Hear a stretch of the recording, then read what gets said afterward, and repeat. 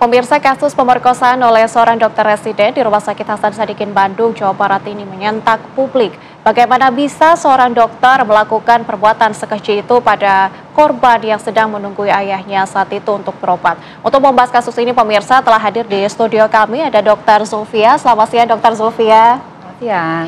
Dan juga pemirsa, lalu di sambungan Zoom ada Ibu Dahlia Madani selaku Komisioner Komisi Perempuan, dan juga di Bandung sudah ada Profesor Zahrotur Rushda Hinduan selaku Wakil Rektor Bidang Akademik dan juga Kemahasiswaan Universitas Padjadjaran.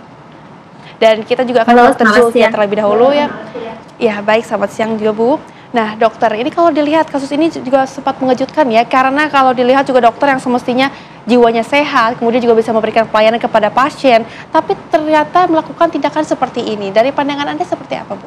Ya, sebetulnya tindakan kekerasan seksual itu bisa terjadi di mana saja dan oleh siapa saja. Oleh profesi, jabatan, atau titel tertentu, termasuk oleh dokter.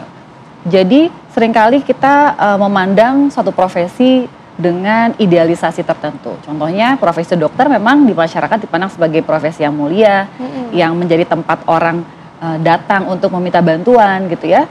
Dan ternyata ketika ada kasus seperti ini tentunya mengejutkan untuk masyarakat, dan kita perlu melihat ini sebagai satu kondisi di mana ini adalah oknum yang melakukan satu tindakan kekerasan seksual, dan tentunya perlu ditindak baik secara hukum ataupun secara etik kedokteran seperti itu. Tapi intinya kekerasan seksual bisa dilakukan oleh siapa saja, di mana saja. Sehingga kita tidak boleh silau dengan jabatan tertentu, profesi tertentu, titel tertentu gitu. Dan semua harus diperlakukan sama bila memang sudah terbukti bersalah melakukan kekerasan seksual. Oke, Dokter Zulfia, kalau kita lihat dari kasus ini, apakah ada kemungkinan kalau pelaku ini memiliki kelainan jiwa, Dok? Semua kemungkinan itu bisa terjadi, tapi kita perlu lihat dulu ada yang namanya kelainan atau deviasi seksual, kita sebutnya parafilia, dan ada yang masuknya gangguan parafilia, itu sudah gangguan mental. Jadi kita lihat dulu nih, apakah seseorang ini punya kelainan ketertarikan seksual, ini termasuk di dalamnya misalnya orang yang tertarik secara seksual ketika dia melakukan aktivitas mengintip orang telanjang atau berhubungan seksual, atau tertarik sama jenazah, atau tertarik pada orang yang sedang tidur, pingsan, tidak sadar, atau tertarik pada organ tubuh tapi bukan non-genital. Jadi banyak nih kelainan-kelainan atau deviasi seksual.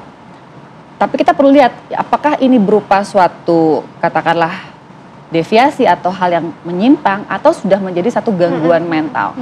Tapi kalaupun seseorang itu punya gangguan mental, tidak menghilangkan aspek hukum pada seseorang. Kalau memang pada saat itu dia dengan sadar penuh melakukan tindakan itu. Betul. Nah, tapi dok, kalau misalkan dilihat ya, karena ini ada banyak sekali kasus yang di Indonesia yang terjadi, terutama dalam di dunia kedokteran gitu. Sebetulnya ada apa dengan dunia kedokteran ini? Tapi jangan dulu dibahas, karena pemirsa, apa kabar Indonesia Siang akan kembali sesaat lagi untuk Anda. Tetaplah bersama kami.